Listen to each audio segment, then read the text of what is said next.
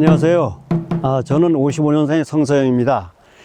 제가 태어난 곳은 아니지만 이곳은 계산군 연풍면 은티마을이라는 마을 입구입니다. 지금 제가 걷고 있는 이곳은 은티마을 입구이지만 300년 된 소나무가 입구에 자리하고 있습니다.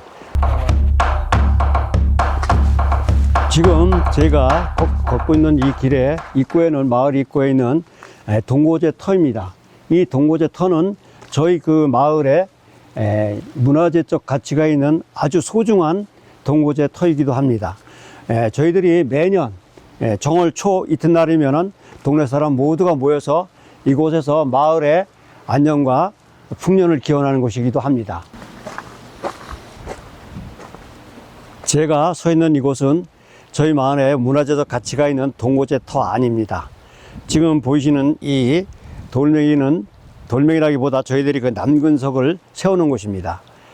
저희 마을에서는 마을 지형이 그 여자의 장우형 같다는 그 풍수지선상이 있어가지고 저희 음기가 세다는 그런 전설이 있습니다. 그래서 저희 그 선조들이 남근석을 세워서 음기를 좀 이렇게 재우는 그러한 역할을 한다고도 합니다.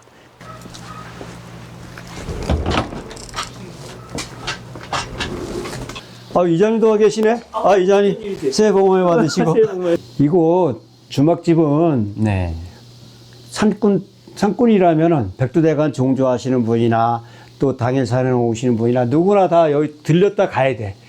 산 얘기하면서 은티마을 얘기하고 백두대간 얘기하면서 주막집을 모르면 산꾼이 아니야. 여기 왔다 간 게 아니야, 여기가. 그렇게 유명한 곳이라고. 뭐 희양산 왔다 갔다 하시는 분들이 마을 입구니까 아마 다 아실 거예요, 아마. 그리고 또 술 맛도, 네. 막걸리 맛도 있어가지고.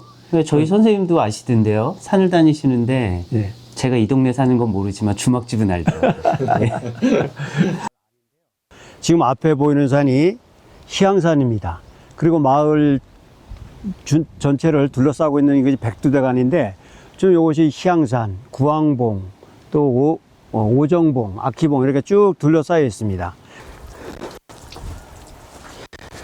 이곳은 제가 머물고 있는 백두대간 은티산장 입구입니다.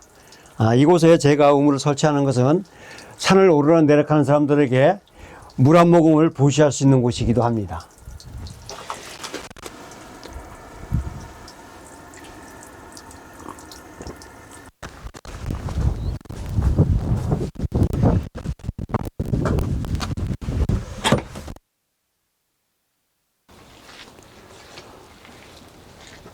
이 사진은 제가 보관하고 있는 가장 어릴 적의 사진입니다.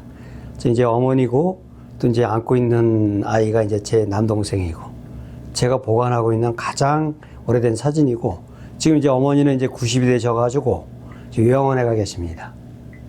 아주 좀 슬픈 현실이죠.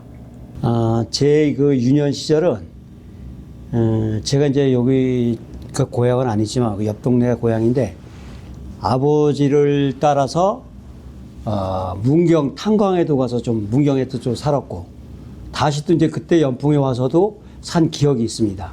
그러다가 이제 수안보 때 초등학교 5학년 때 수안보로 전학을 갔어요. 그러니까 아버지의 직업이 일정하지 않으시니까 여기저기 이렇게 떠돌아다니는 아주 그런 좀 현실이 좀 그랬죠. 그리고 옛날에 이제 그 나무 심고 또 이렇게 뭐 개울가에서 그 자갈 같은 거 모으면은 이렇게 돈이 이렇게 전표를 줘가지고 그거 가지고 또 이렇게 근근히 살아가는 그때도 있었습니다.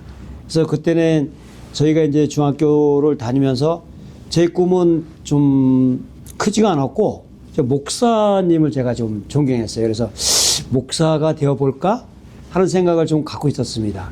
근데 우연히 또 이제 아버지를 따라서 이제 중학교 졸업하고 서울로 가게 됐습니다. 근데 서울 갔는데 고등학교를 가니까 미션 스쿨, 한영고등학교를 제가 들어가게 됐어요. 그래서 한영고등학교에서 뭐 찬송가도 배우고 또 미션에 가는 그런 걸 좀 배웠는데 그 꿈을 다 이루지는 못했습니다. 제가 이제 고등학교 다니면서 고등학교 3학년 때 그 전에 이제 대학 입시가 있었는데 그때 체력장이 있었을 거예요. 체력장이 있었는데 1000m 달리기를 제가 못했어요. 그래서 그때까지만 해도 뭐 그렇게 덩치도 크고 키도 크고 그랬었는데 친구들이 1000m를 달리지 못한다고 이렇게 놀린 적도 있었는데 그 해 이제 대학교를 원하는 대학을 못 가고 그 이제 재수를 하다 보니까 그때 제가 이제 어머니를 따라서 이제 그 병원에 가봤더니 폐결핵 2기라 그러더라고요. 그래서 그때 좀 절망감에도 빠지기도 하고 또 어떻게 될까? 또 어머니 아버지 사시는 것도 상당히 어렵고 그래서 고민이 많았던 시절을 거쳤습니다. 그래서 그 당시 재수를 해가지고 제가 이제 건국대학교를 들어갔어요. 그래서 건국대학교 들어갔는데 그 뭐 시절도 그렇고 그래서 제대로 그 대학 시절이 좀 암울했다고 할까? 사는 것도 그렇고 공부도 그렇고 또 건강도 아주 나빠서 제가 아주 고생을 많이 한 그 경험이 있어서 젊은 날 그 대학 시절 이런 거는 참 이게 회상하기가 좀 상당히 고통스러웠다 이렇게 저는 이렇게 생각이 들어요.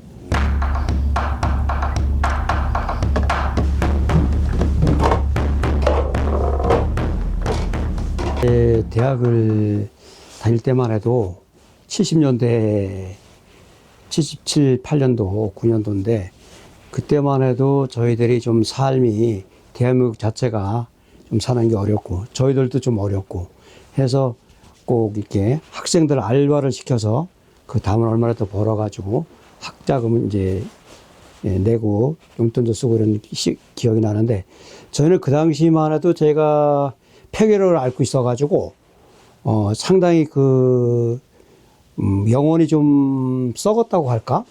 좀 퇴폐적인 활동을 좀 많이 했어요, 제가. 그래서 친구들하고 동대문 이스턴 호텔 뒤쪽이라든가 무교동 이쪽으로 공부에 빠지기보다는 그쪽에서 뭐 DJ 있는 다방이라든가 그런 데 다니면서 상당히 좀 퇴폐적인 생활을 제가 스스로도 많이 했다고 생각합니다. 그래서 뭐 그 당시에 장발을 단속하기도 했지만 장발에다가 일부러 아마 반항했다고 할까? 부모님들한테 반항했다고 할까? 아니면 시대에 반항했다고 할까? 그런 식으로 해가지고 좀 데모다운 데모도 한번 못 해봤고 또 미팅다운 미팅도 한번 제대로 못 해보고 그래서 좀 우울하게 지냈던 것 같아요. 그래서 그 시절을 생각하면은 뭐가 이렇게 탁 남는 것도 없고 또 저희 이제 친구들이 이제 시골에서 올라와서 보면 다들 자취하고 하숙하기도 쉽지가 않았어요. 왜냐하면 시골에서 다 어머니 아버지가 농사 짓고 그런 돈으로 대학을 보냈기 때문에 상당히 그 어려운 시절이었다고 생각하고 그래 뭐 토큰이 없어서 정말 그때 그 당시 토큰인데 토큰이 없어서 걸어다니기도 하고 그래서 뭐 어떤 꿈을 키우겠다 이런 생각을 전혀 해보지 못했어요. 그래서 폐결핵을 알면서 이제 문학을 일지를 읽어도 그냥 뭐 퇴폐적인 거 제가 이상을 굉장히 좋아했었는데 그 날개라든가 또 김동인 선생의 그 광화사 이렇게 좀 음울한 책 그런 책을 좀 이렇게 몇 권 제가 끼고 다니고 범민에 좀 있었다 좋은 말 얘기로 하면 그리고 나서 이제 제가 이제 보니까 친구들이 졸업하고 또 저도 졸업하고 뭔가 직장을 잡아야 됐다는 생각이 들어서 직장도 잡고 또 하다 보니까 시간이 많이 흘렀더라고요. 그래서 그 당시만 해도 뭐 27, 8이면 다 결혼했었어요. 근데 저 같은 경우에는 이제 결혼도 늦고 제가 34세 결혼했는데 그 당시만 해도 뭐 어머니 아버지가 사시는 것도 그렇게 부유하지는 않았지만은 독립을 해야 되겠다. 그리고 뭔가는 좀 이제는 좀 그런 시대를 벗어서 살아야 되겠다는 생각을 많이 했어요. 그래서 처음으로 가는 게 제가 이제 강촌에 있는 그 사막산을 제가 우연히 그냥 가다 보니까 거기서 이게 좀 산이 나한테는 뭔가는 좀 이렇게 매력이 있구나. 또 이제 사색할 수 있는 공간이 되겠구나 해가지고 그다음부터 이렇게 산을 쭉 이렇게 다니게 된 것 같습니다. 제가. 여의도 백화점을 갔었는데 그 백화점에서 현재 지금 살고 있는 와이프를 만났어요. 그래서 거기서 만나서 연애하고 그 연애하다 보니까 이제, 이거 뭐 직장도 좀 정기적으로 가야 되겠고 이런 생각이 들어가지고 또 마침 그때 당시에 서울시에 들어갈 수 있는 기회가 있어가지고 서울시에 제가 취업을 해가지고 강남구청으로 갔습니다. 강남구청 재무과에서 근무하고 있었는데 그러면서 이제 뭐 결혼도 하고 했는데 그 당시만 해도 제가 이제 건강에 대한 그 생각을 좀 많이 했어요. 해가지고 구청 산악회도 강남구청 산악회도 몇몇이서 마치 그때 이제 어떻게 산 좋아하는 사람들이 한 5명 정도 모였던 것 같아요. 그래서 늘 만나면 이제 토요일 되면 산에도 가고 이러다가 보니까 그래도 아무래도 열심히 일을 해야만이 승진도 하고 하는데 토요일 오후에 끝나면은 산에 갈 생각하고 그러니 무슨 뭐 승진이 되겠습니까? 그래서 거기서 한 12년 정도 근무한 것 같아요. 그래서 근무하고 있는데 또 무슨 또 이제 사건이 좀 있어가지고 직장을 옮기게 됐어요. 그래서 한국전력 자회사 쪽에 가서 또 한 10년 일을 하고 그러다 보니까 또 10년 되니까 또 뭐 좀 이렇게 역마살이 끼었는지 또 직장을 옮기게 됐어요. 그래서 논현동에서 사업도 하고 한 10년 하고 근데 늘 이렇게 앉아있는 곳이 저는 늘 부담스러웠어요. 그래서 늘 마음속에는 산으로 가 있고 어디 나가고 싶고 그래서 이제 주말만 되면 이렇게 나가니까 집사람이나 애들도 늘 이제 그런 걸로 알고 있었고 그래서 아니 뭐 시간 날 때는 집사람하고 아이들하고도 이렇게 많이 다녔는데 저희 집사람도 고생을 많이 한 게 초등학교 중학교 때 어머니를 다 여에 있었어요. 그래가지고 저한테 이제 시집 와서 살긴 살았는데 제가 이제 뭐 산을 좋아하다 보니까 집사람도 덩달라 이제 같이 늘 다녔습니다. 저거는 이제 제가 집사람이라고 처음 히말라야에 갔을 때 에베레스트 베이스 캠프 가는 도중에 탕보체 거기서 찍은 사진입니다. 에베레스트 베이스 캠프 가는 길목인데 칼라파트라 들어가기 직전에 그 빙하지대를 지금 건너가고 있는 제가 집사람한테 생일이고 또 결혼기념일이고 뭐 한 번도 챙겨준 적이 없어요. 근데 집사람이 저한테 고맙게 생각하는 거는 산을 많이 알려줬다. 그래서 산을 많이 데리고 다니고 같이 다니고 한 거에 대해서는 상당히 고맙다라고 이야기를 하고 있습니다. 산골로 가는 것은 세상한테 지는 것이 아니다. 세상 같은 건 덜어버리는 것이다. 라는 백석의 시 한 기절을 새기며 제가 낙향을 했습니다. 나중에 이제 그 히말라야에 가서 꿈을 하나 꿨어요. 뭐냐면 이제 히말라야 그 네팔 가서 당나귀를 한 5마리 정도 사가지고 포토를 좀 하고 싶었어요. 그래서 그 히말라야 자락에서 살고 싶었었는데 그 꿈은 이루지 못하고 제가 이 희양산 자락으로 와서 은티산장이라는 산장을 지었습니다.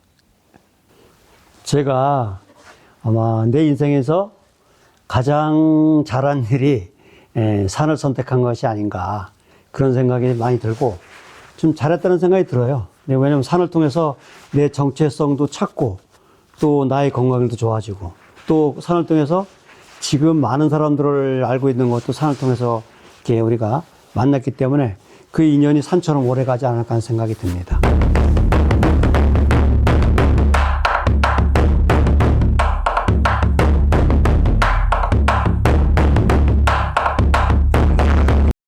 저는 언제든지 산으로 탈출할 수 있는 준비가 다 되어 있습니다.